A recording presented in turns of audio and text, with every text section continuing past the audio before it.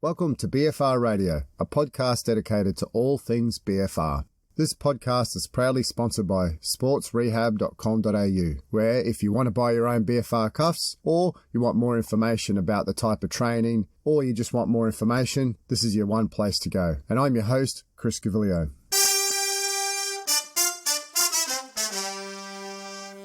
Welcome to this month's episode. Before I get into this episode, a quick reminder that I now have an online strength and conditioning service that I can provide. So now you can not only purchase your BFR cuffs from me, but you can also get a program tailored to your needs to ensure that you're maximizing your own training. On to today's article review. I want to build upon the last episode where I spoke about the effectiveness of 12 sessions of BFR on function strength and hypertrophy after knee arthroscopy. I personally feel that BFR can extend beyond just for the use in that post-operative strengthening at low loads. As I mentioned in that podcast, I used BFR for a myriad of different reasons when I had my knee surgery just over a year ago. So I thought over the next few podcasts, I'd use other studies to highlight this and why I used them in these different reasons, and consequently just build upon each podcast. So the next concept I want to talk about is how BFR can be used to attenuate or decrease joint and tendon pain. Now, in particular, I personally use this a lot with myself, with my own knee, with my body when things just aren't feeling right in my shoulders, and a lot of the athletes that I actually coach as well. The two studies I'm going to look at today is firstly the acute benefit of BFR on knee pain, and the second one is a longitudinal study. The reason why I'm actually going to touch on two papers here, these are actually really quite short abstracts, so I thought it's a good chance to actually look at the acute and longitudinal benefit of BFR and knee pain. On these two studies here, I'm not going to go into the background because I think if you've been listening to the podcast, you're understanding the reason why we're using BFR and the advantages of using low load over traditional high load training. Firstly, onto the acute study. It was a single blinded study which assessed the effect of pain of a BFR exercise bout immediately after application and after a single physiotherapy session, aiming, motor control and muscle strength exercises in people who have anterior knee pain. The BFR pressure used was set up to 80% of complete blood flow occlusion as indicated by a Doppler system here.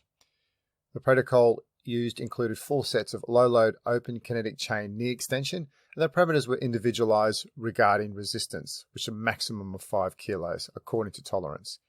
Outcome measures were pain on a scale of 0 to 10 during bilateral and single leg squat, which was 2 conditions, and also a step-down test.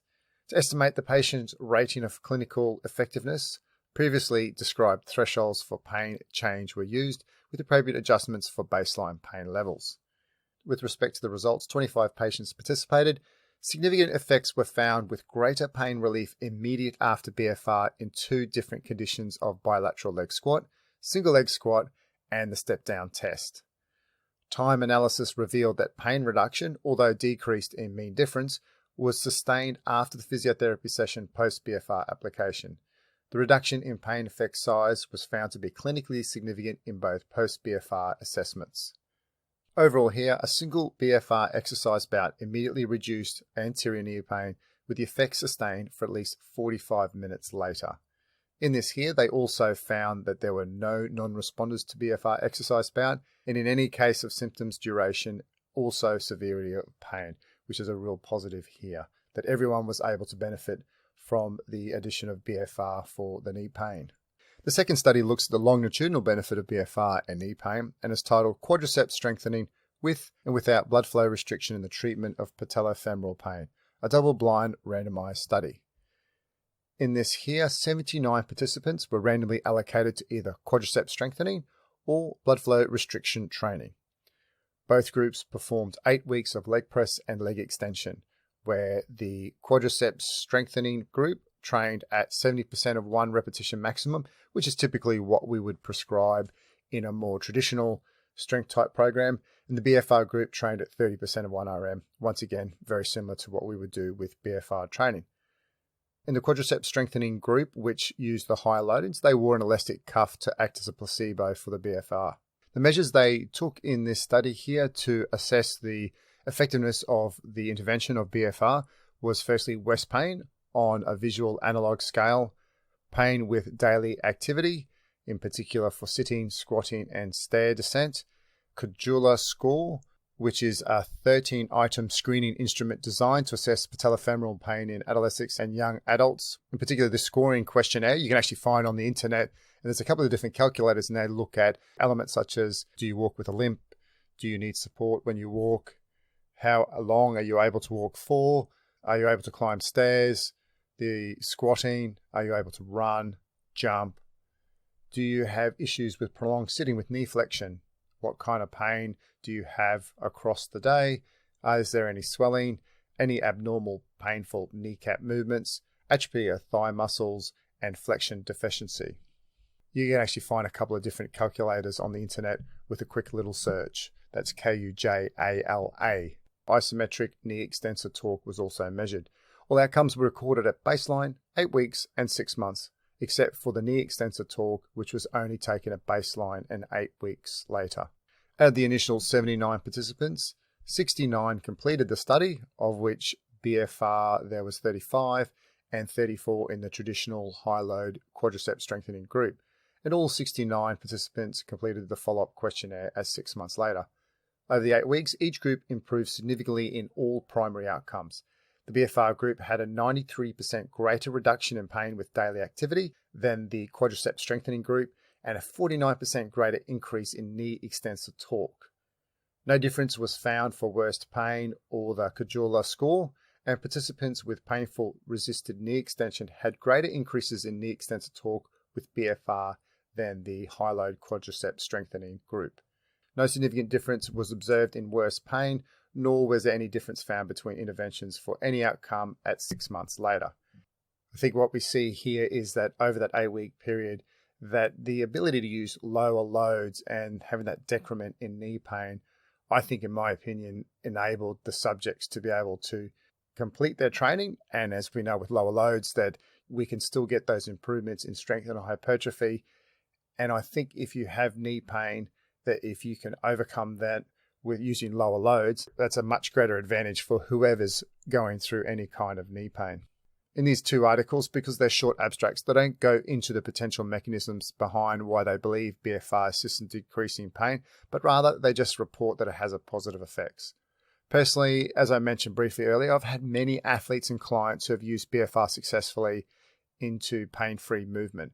For example, a colleague of mine, prior to having both of his knees replaced, mentioned that he had 24 hours of pain relief in his knees after squatting with the BFR cuffs on, without changing anything in his sets, reps, nor loading protocol. I trained another athlete who, after 6 weeks of a traditional high-load tendon program, didn't show any improvements in knee pain. Now, during the 6 weeks, I specifically didn't use any BFR because we wanted to see what this high-load tendon program would do for his patellar tendonitis. And at that point, I decided, well, it's time to implement some BFR. And within the second set of applying the BFR cuffs, the pain decreased significantly on single leg squatting to actually 0 out of 10. Now this athlete, he just uses it systematically whenever he feels he needs to control any tendon pain that he may have due to the training that he does. Also, I've found that using it in general movement patterns for both the upper and the lower body has seen remarkable decrements in pain. And I've actually done a few little videos on how you can use basic movements on the upper and lower body, and they appear on my YouTube and also on my Instagram channel as well. With respect to the role of BFR in the rehab setting after knee surgery, the ability to decrease pain, and in this case drug-free, is an additional benefit from both a well-being or a comfort view, but also it enables you to perform your rehab strengthening program with more ease. Or in other words, the client feels like they actually want to do something because they're not in any pain anymore. Also, leading into the operation, being able to use BFR to control pain can be of benefit in general well-being, but can also provide a platform to do strengthening exercises for pre-operative strengthening and consequent improvement in recovery time after the operation. That was a nice, short, little snappy episode today, and I hope you enjoyed that. And it really just highlighted how it can help and how simple that it can be.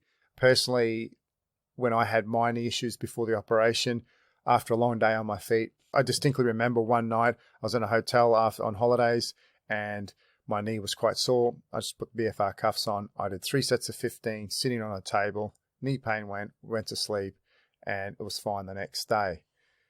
I hope you enjoyed that one. In the next episode, I'll delve into how the use of BFR pre-operation can help provide a protective mechanism during the operation and also assist with providing an optimal environment for healing.